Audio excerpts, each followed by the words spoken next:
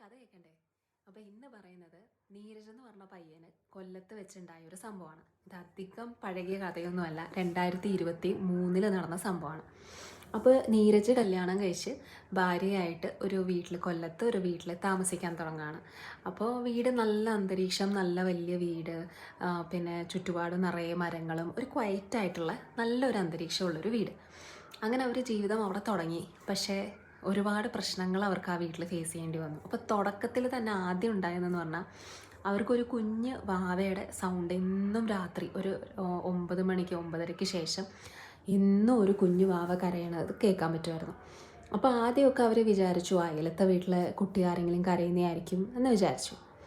കുറച്ച് ദിവസം കഴിഞ്ഞപ്പോൾ ഈ സൗണ്ട് വീട്ടിലെ ലിവിങ് റൂമിൽ നിന്ന് വരുന്നതായിട്ട് അവർക്ക് തോന്നി. അങ്ങനെ അവർ ലിവിങ് റൂമിലൊക്കെ പോയി നോക്കി, ഒന്നുമില്ല.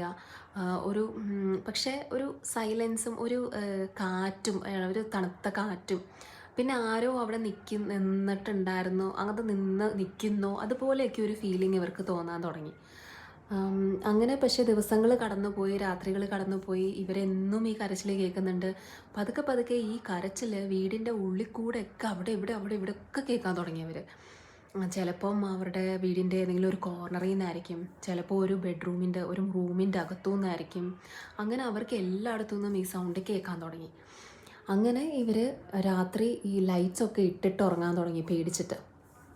പക്ഷേ ഈ സൗണ്ട് എന്നാലും എന്നും ഇത് തന്നെ, എന്നും ഈ കരച്ചിൽ തന്നെ.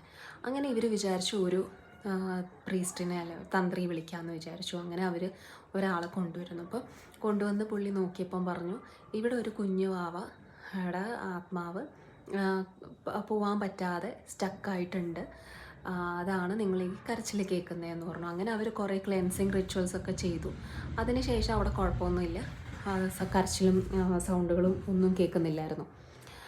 അങ്ങനെ അവർ സമാധാനമായിട്ടിരുന്നു. പക്ഷേ അവരോട് ചോദിച്ചാൽ അവർ പറയണത് ആ കുഞ്ഞിൻ്റെ കരച്ചിൽ മാത്രമേ നിന്നിട്ടുള്ളൂ, പക്ഷേ ആ കുഞ്ഞിപ്പോഴും അവിടെ തന്നെ ഉണ്ടെന്നാണ് അവർ വിശ്വസിക്കുന്നത്. അപ്പോൾ ഇതുപോലത്തെ വേറൊരു കഥയായിട്ട് അടുത്ത വീഡിയോയിൽ കാണാം.